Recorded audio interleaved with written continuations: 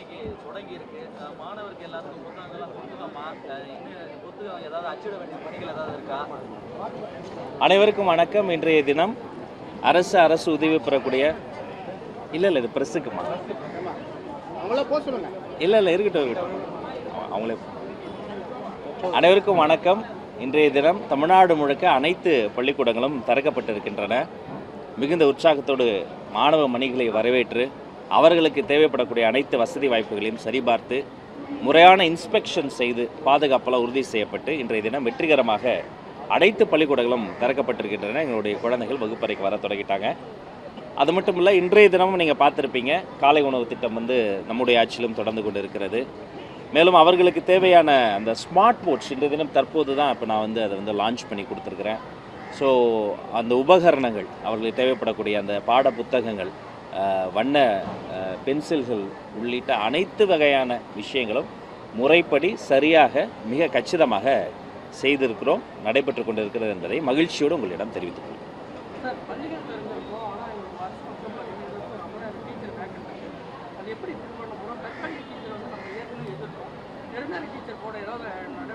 ஏற்கனவே ஒரு முறை நான் குறிப்பிட்டதை போல தென்னந்தர் அங்கங்கு எப்போது என்னென்ன பணியிடங்களை நிரப்ப முடியுமோ அதையெல்லாம் துறை சார்ந்த நடவடிக்கையின் மூலமாக செய்து கொண்டிருக்கிறார்கள். ஆனால் சில விஷயங்கள் நீதிமன்றத்தில் இருக்குது. இருந்தாலும் சில விஷயங்களை சட்டப்பூர்வமாக அணுகணும், சில விஷயங்களை மனிதாபிமானத்தோடு அணுகணும். அதையெல்லாம் கலந்து ஆலோசித்து முறைப்படி கவுன்சிலிங் எல்லாம் ஏற்பாடு செய்யப்பட்டு முறைப்படி கூட்டங்கள் நடத்தி அந்த இடங்களும் நிரப்பப்படும் என்பது தெரிவித்து ஒவ்வொருத்தரா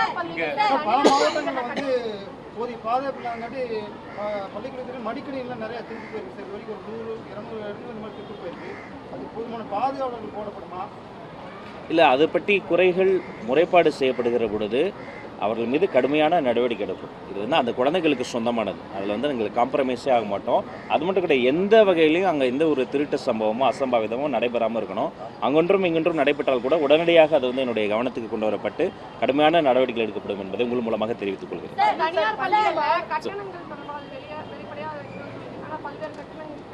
நான் மீண்டும் சொல்லிக்கிறேன், தனியார் பள்ளிக்கூடங்கள் நீங்கள் எவ்வளோ ஃபீஸ் வாங்குறீங்க, ஃபீஸ் ஸ்ட்ரக்சர் என்பதை டிரான்ஸ்பரண்ட்டாக போட்டே ஆகணும்.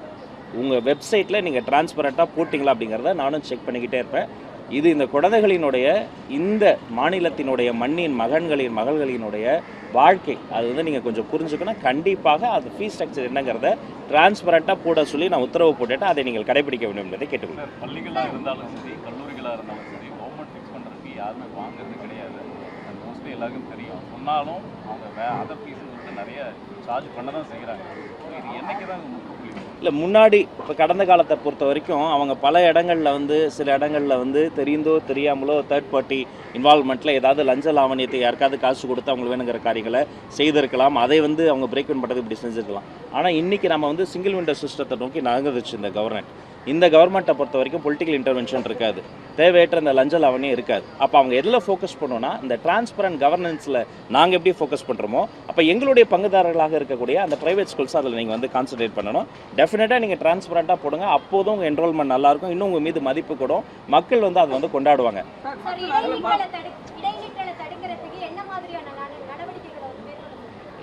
எந்த பள்ளிக்கூடத்தில் அந்த குழந்தைகள் இடைநிற்றல் இருக்குது, என்ன காரணத்தினால இருக்குது, சோஷியல் ஸ்டிக்மா இருக்கா, பொருளாதார ப்ராப்ளமா, இல்லை அந்த குடும்ப பின்னணியில் ஏதாவது ப்ராப்ளமாங்கிறத அந்தந்த மாவட்ட நிர்வாகத்தை சார்ந்தவங்கள்லாம் நாங்கள் கணக்கெடுக்க சொல்லியிருக்கிறோம்.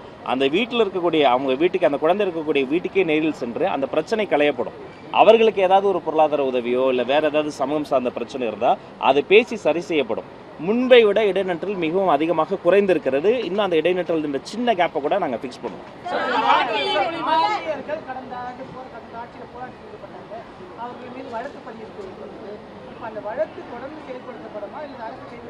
இல்லை, வழக்கில் 2 வகை. ஒன்று, நேரடியாக நீதிமன்றத்தை அணுகிற பொழுது அது நீதி பரிபாலனத்தில் நம்ம தலையிடக்கூடாது. அங்கே போய் முறைப்படி அந்த வழக்கில் நம்ம என்ன சொல்லணுமோ அதை பேசி அவர்கள் கூட தான் நாங்கள் நிற்கிறோம். 2வது, அவர்கள் மீது வேறு ஏதாவது இந்த வெஞ்சன்ஸோட அமைப்புகள் மீது, சங்கங்கள் மீது ஏதாவது அப்படி போட்டிருந்தாங்கன்னா அதெல்லாம் நாங்கள் என்டர்டெயின் பண்ண மாட்டோம். அதை நாங்கள் கைவிடுவோம். கோரிக்கைக்காக இல்லை, கோரிக்கைகள் அது முன்னிறுத்தி போராட்டம் கோரிக்கைகள்லாம் பண்ணும்போது நிறைய கோரிக்கைகளுக்கு தான் சொல்கிறேன். அந்த கோரிக்கைகள்லாம் என்னென்ன சங்கத்துக்கு என்னென்ன கோரிக்கைகள்னு இப்போ கூட பார்த்தீங்கன்னா வந்து ஆக்சசபிளாக என்னை வந்து பார்த்துட்டு அவங்கெல்லாம் சந்தித்து அந்த கோரிக்கைகள்லாம் வாங்கி நான் வச்சு டேபுலேஷன் பண்ணிக்கிட்டு தான் இருக்கிறேன். அதெல்லாம் அந்த கோரிக்கைகள் மீது நல்ல முடிவு எடுக்கணுங்கிறது எங்களுடைய எண்ணமும். முன்பு இந்த துறைக்கு அமைச்சர்களாக இருந்த 2 பேர் இப்போ ஒரு மூத்த அமைச்சராக இப்பயும் அரசில் இருக்காரு. 2 பேருமே பார்த்தீங்கன்னா ஒரு அமைச்சர் டிபிஐ வளாகத்தில் விடிய மனுக்கள் எல்லாம் வாங்கினாரு. இன்னொரு அமைச்சர் சார் பிடி தியாகராயர் ஹாலில் அதிகாலை 3 மணி வரைக்கும் மனுக்கள்லாம் கிட்டத்தட்ட 85 சங்க நிர்வாகிகள்கிட்ட வாங்கினாங்க. ஸோ அதில் பாசிபிளான கோரிக்கைகள்லாம் நிறைவேற்றி இருந்தால் கூட ஒரு பாதி பிரச்சனை முடிஞ்சிருக்குமே சார். அதான் 15 ஆண்டுகளாக அவங்க நிறைவேற்றலை. அதை 15 நாட்களில் நிறைவேற்றணும் உங்களுடைய எதிர்பார்ப்பு இருக்குது. ஆனால் நான் என்ன சொல்கிறேன், வாங்கி வைக்கிறது மட்டும் கிடையாது, அது ஒரு டெக்னிக்கல் ப்ராசஸ் இருக்குது. அதிகாரிகள்கிட்ட பேசணும், கிரீவன்சஸ் மீட்டிங் போடணும், தனித்தனியாக சீக்ரிகேஷன் பண்ணணும், ஒரு மிடில் பாயிண்ட்டுக்கு நகரணும். சில விஷயங்களுக்கு நிவாரணம் தீர்வாக இருக்கும், சில விஷயங்களுக்கு நிரந்தர பணி தீர்வாக இருக்கும். அப்போ எந்த விஷயத்துக்கு எது தீர்வுங்கிறது அவங்க சம்மந்தப்பட்டவங்களோட வச்சு பேசணும். அதை நோக்கி தான் நம்மளும் நகர்றோம். பணியில் இருக்கக்கூடிய ஆசிரியர்களுக்கு அந்த தேர்வு எழுத வேண்டிய கட்டாயம் இருக்கு சுப்ரீம் கோர்ட் ஆர்டரின் படி.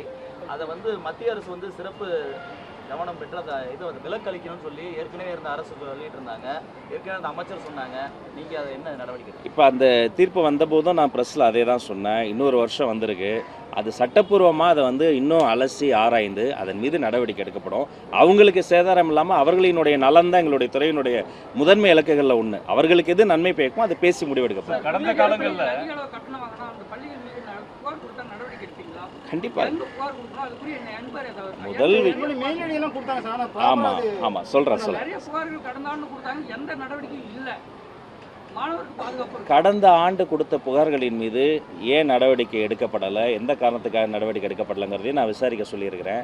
இனி இப்போ வரக்கூடிய இந்த கல்வியாண்டு இப்போ தொடங்கியிருக்கு இல்லையா, அவங்களுக்கு வந்து ஃபீஸ் ஸ்ட்ரக்சர்லேருந்து வேறு ஏதாவது என்ன ப்ராப்ளம் வந்தாலும் சம்மந்தப்பட்ட பள்ளி நிர்வாகத்திட்டமே அவங்க முறையிடலாம். இல்லையா அவர்களினுடைய மாவட்ட கல்வி அதிகாரிகளையும் தொடர்பு கொள்ளலாம். இல்லைன்னா நேரடியாக என்னுடைய இயக்குநர்கள் இருக்காங்க, என்னுடைய செக்ரட்டரி சார் இருக்கிறாரு, என்னிடமே அவங்க வந்து முறையீடு செய்யலாம். அப்போ அவர்களை கூப்பிட்டு ஏன் இப்படி வந்து டிரான்ஸ்பரண்ட்டாக இல்லாமல் இருக்கீங்கன்னு சொல்லிட்டு எல்லாருமே என்ன வாங்குறாங்களோ அதை டிரான்ஸ்பரண்ட்டாக போடுங்கிறதுக்காக இப்படி ஒரு இதுக்கு முன்னாடி இல்லைங்கிறதால தான் இப்படி ஒரு முடிவே நம்ம எடுத்துக்கிறோம். அப்போ இதை வந்து கடைபிடிக்க வேண்டியது எல்லாருடைய பொறுப்பு என்பதை சுட்டிக்காட்டி கடந்த காலங்களில் ஸ்கூல் நாடு முழுக்க போகுது. நம்ம மாநிலத்திலையும் பல மாணவர்கள் பாதிக்கப்பட்டிருக்காங்க. ஒவ்வொரு நாளைக்கும் அதில் பிரச்சனை வந்துருக்கு. ரீசர்வேஷன் அப்ளை பண்ணுறீங்க, அந்த மாணவர்கள் உயர்கல்விக்கு போகிறதுல மிகப்பெரிய ஒரு சவால் இருக்குது. இந்த பிரச்சனையை தமிழக பள்ளிக்கல்வித்துறை எப்படி கையாளுது? எந்த மாணவர்களுங்க? சிபிஎஸ்சியை பொறுத்த வரைக்குங்க இப்போ நம்மளுடைய இதில் அவங்க வரலை, இருந்தாலுமே அவர்களும் எங்களுடைய மாணவர்கள் தான். இப்போ அவங்க சம்மந்தப்பட்ட விஷயத்தையும் நான் வந்து ஆஃபீஸில் வந்து சந்தித்து அவர்கள் சம்மந்தப்பட்ட மனுக்களையும் வாங்கியிருக்கிறேன். இப்போ நம்முடைய பவுண்டரிக்கு உட்பட்டு அவர்களினுடைய பிரச்சனைகளையும் நம்மளால் என்னென்ன இன்வால்வ்மெண்ட் பண்ணி அதெல்லாம் சரி செய்ய முடியுமோ அதெல்லாம் நம்ம டிஸ்கஸ் பண்ணிட்டு இருக்கிறோம். பள்ளியில் வந்து தலைமை ஆசிரியர் கிடையாது. 3 ஸ்கூலுக்கு வந்து ஒரு தலைமை ஆசிரியர் வந்து ஜாயின் பண்ணி தான் பண்ணிட்டு இருக்காங்க.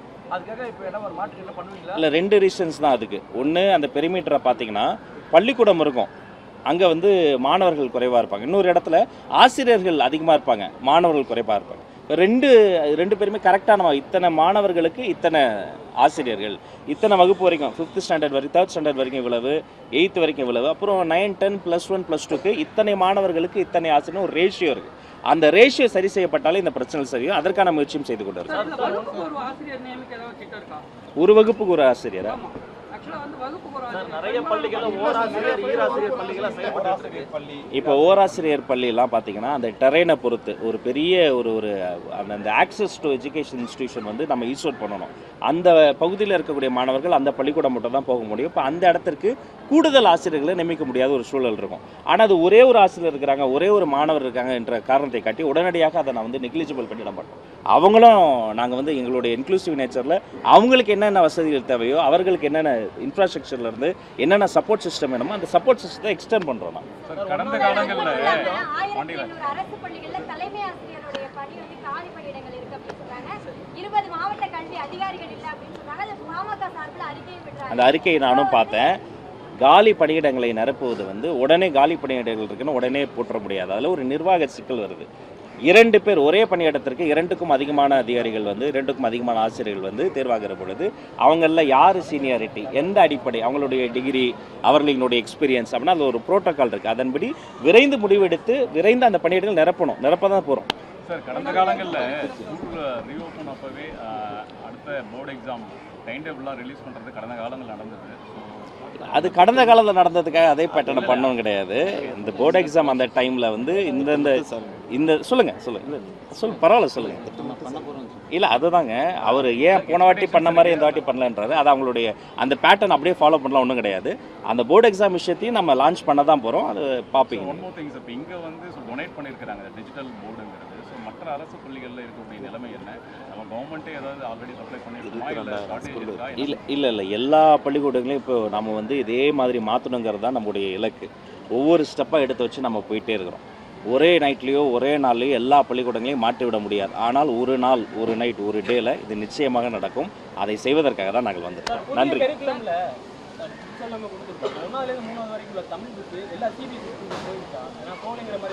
இல்லை போயிருக்கு.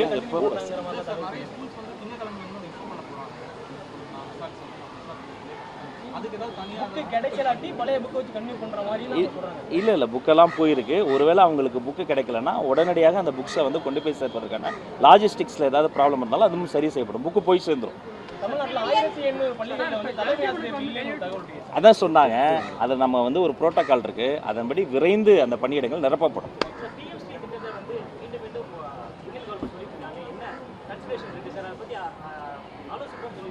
ஆமாம் சார், அதாவதுங்க நம்முடைய இருமொழி கொள்கையில் எந்த வகையிலையும் நம்ம வந்து மாற போகிறதே கிடையாது. இது வந்து ஒரு பிடிவாதமோ விதண்டாவாதமோ கிடையாது. இங்கே பிள்ளைகளுக்கு, இந்த நாட்டிற்கு, நம்முடைய கல்வி சூழலுக்கு அது தேவை. நாங்கள் வந்து தமிழ் மட்டும் தான் அப்படின்னு சொல்ல, அந்தந்த மற்ற மாநிலங்கள்லேயும் அப்படி தான். அந்தந்த தாய்மொழியில் ஒரு குழந்தை வேகமாக கற்றுக்கொள்ள முடியும். சர்வதேச அளவில் கல்வி சார்ந்த நிபுணர்கள் சொல்வது அதுதான். ஒவ்வொரு குழந்தைக்கும் அந்தந்த குழந்தைக்கு அந்த தாய்மொழி மூலமாக தான் வேகமான கற்றலை, திறன் சார்ந்த கற்றலை நம்ம வந்து சாத்தியப்படுத்த முடியும். ஒரு குழந்தைகிட்ட வீட்டில் நம்ம எந்த மொழியில் பேசுகிறோமோ வகுப்பறையில் அந்த மொழியிலே பேசும் பொழுது அதோடைய சிந்திக்கும் ஓட்டம் வந்து சீராகும். நீங்கள் வகுப்பில் வேறு மொழியில் பேசுகிற பொழுது அதற்கு ஒரு வயசு தேவைப்படுகிறது. அப்போ உலகத்தோடு தொடர்பு கொள்வதற்கு ஆங்கில மொழியை நம்ம பயன்படுத்துகிறோம். அதன் பிறகு அதில் பல்வேறு விஷயங்கள் இருக்குது. ஒரு 4-5 மேட்டரில் நம்ம வந்து கான்ட்ரடிக்ஷன் இருக்குது. அதனால் இதை காரணம் காட்டி நாங்கள் வந்து ஃபண்டு தரமாட்டோம் என்று சொல்வது வந்து ஏற்புடையதல்ல. நிச்சயமாக இங்கோ அல்லது டெல்லிக்கோ சென்று கூட நேரில் கூட சென்று நாங்கள் பேசுவதற்கு தயாராக இருக்கிறோம். இதுதான் எங்கள் நிலைப்பாடு.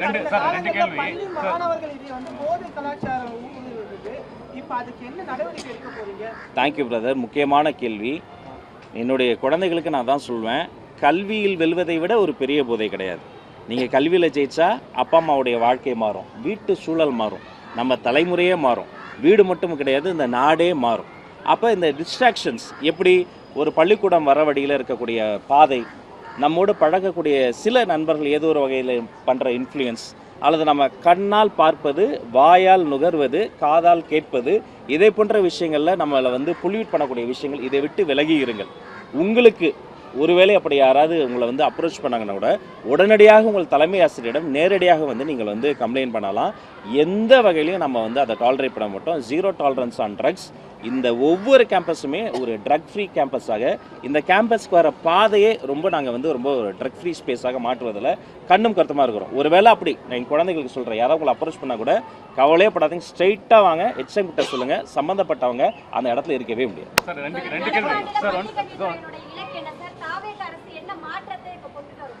அனைவருக்கும் கல்வி ஆரோக்கியமான கல்விமா. கல்வி என்பது வெறும் அதீத மூட நம்பிக்கைகளை மட்டும் கிடையாது, அறிவியல் சார்ந்ததாக இருக்கணும், திறன் சார்ந்த கல்வியாக இருக்கணும், திறமைகளை வளர்க்கக்கூடிய கல்வியாக இருக்கும். ஒரு குழந்தைக்கு ஆட வரும், பாட வரும், ஒரு குழந்தைக்கு பேச வரும், ஒரு குழந்தைக்கு தான் எழுத வரும். அப்போ ஆட வர குழந்தையை ஆடவும் பாடவும் பேசவும் அவர்களின் தனித்தன்மையை வளர்ப்பதற்குமான ஒரு கேட்டலிஸ்ட் தான் இந்த கேம்பஸ். கல்வி என்பது என்ன, வெறும் கட்டிடமா உபகரணமாக கிடையாது. கல்வி என்பது இங்கே இருக்கக்கூடிய இந்த டீச்சர்ஸும் அந்த ஸ்டூடெண்ட்ஸும் அந்த கற்றலை, அந்த கல்வியை அந்த குழந்தைகளுக்கு தருவதற்கான அந்த டீச்சர்ஸ் வந்து அதை மட்டும் ஃபோக்கஸ் செய்வதற்கு அவர்களுக்கு தேவையான வசதிகளை செய்து தந்திருக்கிறோம். இப்போ அந்த மாணவர்கள் தரக்கூடிய அந்த பயிற்சிகளை உள்வாங்கி அவர்களினுடைய திறமை வளர்த்துக் கொள்வதற்கு அவர்களுக்கு ஒரு என்ஹான்ஸ்டு ஒரு என்விரான்மெண்ட்டை தரோம். ஒரு செடியில் ஒரு பூ பூக்கலன்னா அது அந்த செடியினுடைய பிரச்சனை கிடையாது, அந்த என்விரான்மெண்ட், அந்த சாயில், அந்த மேன்யூர், அந்த தட்பவெப்பம். ஒரு பிள்ளைக்கு ஒரு குழந்தைக்கு பாடம் வரல, படிக்க வரலன்னா அது குழந்தையினுடைய பிரச்சனையே கிடையாது, அதோடைய என்விரான்மெண்ட், குடும்ப சூழல், கல்வி சூழல், வகுப்பறை சூழல். அப்போ இந்த குடும்ப சூழலையும் கல்வி சூழலையும் வகுப்பறை சூழலையும் மேம்படுத்தி இந்த கல்வியை சமத்துவமான கல்வியா, எல்லோருக்குமான சமூக நீதி கல்வியா, எல்லோரையும் உள்ளடக்கிய கல்வியா, இன்க்ளூசிவாக இப்போ சில இடங்கள்லாம் பார்த்தீங்கன்னா புள்ளி நடக்கும். என்ன உருவ கேள்வி நடக்கும், அந்த குழந்தையினுடைய ஒரு குழந்தைக்கு ஒரு தித்துப்பல் இருக்கும், ஒரு குழந்தையினுடைய நிறம், ஒரு குழந்தை எப்படி நம்ம வந்து உயர்கல்வியில் ரேகிங்கை அறவே ஒழித்தோமோ அதே மாதிரி இங்கே இருக்கக்கூடிய அந்த பள்ளிக்கல்வியில் அந்த குழந்தையை டிஸ்ட்ராக்ட் பண்ணக்கூடிய போதையாக இருக்கட்டும், மற்ற பொல்யூட் பண்ணக்கூடிய விஷயங்களாக இருக்கட்டும், அனைத்தையும் கலைந்து ஒரே இலக்கு, உன்னத இலக்கு, அனைவருக்கும் கல்வி, ஆரோக்கியமான கல்வியை நோக்கி நாங்கள் வந்து உடற்கல்வி உட்பட எல்லாத்தையும் சென்று சேர்றது தான் எங்களுடைய இலக்கு. சார், ரெண்டே கேள்வி.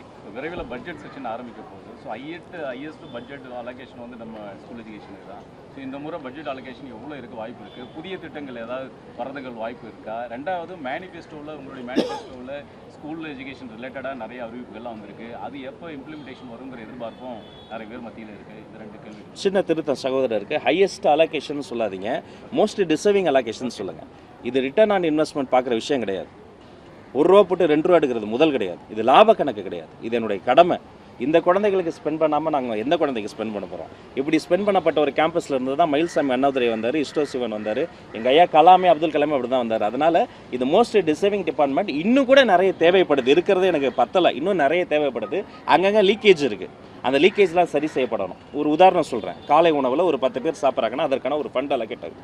ஆனால் உண்மையிலேயே 10 பேர் சாப்பிட்றதா கணக்கு கட்டிட்டு ஒருவேளை 8 பேர் தான் சாப்பிட்றாங்க, 2 பேரை வந்து போகஸாக கட்டிட்டாங்க, மிடில்மேன் ஏதோ பண்ணுறாங்கன்னா அவங்க மீது கடுமையான நடவடிக்கை எடுக்கப்படும். உபகரணங்கள் கொடுக்கறதுல ஊழல் பண்ணுறாங்க, டெண்டரில் முறைகேடு பண்ணுறாங்க, கடுமையான நடவடிக்கை எடுக்கப்படும். அலோகேஷனில், ரெனவலில், என்ஓசியில் ஏதோ ஒரு இடத்துல ஏதோ ஒரு பிரச்சனை இருக்குன்னா அந்த லீக்கேஜெல்லாம் தடுத்துட்டாலே போதும். இன்னும் கொஞ்சம் நிதி ஒதுக்கீடு இதற்கு வந்து அவங்க கொடுத்துட்டாலே போதும். ஒரு நாள் இந்த கல்வி கனவுகள் பலிக்கும். அனைவருக்கும் நன்றி. மேனிஃபெஸ்டோ பற்றி கேட்டேன். சாரி, மேனிஃபெஸ்டோவில் சொன்னதும் ஒரே நிமிஷம். கல்வி சார்ந்த மேனிஃபெஸ்டோவில் சொன்னதும் இதே மாதிரி அதிகாரிகளினோடு கலந்து பேசி நிதி நல்கை பெற்று, நிதி ஒதுக்கீடு பெற்று நிச்சயமாக நிறைவேற்றப்படும்.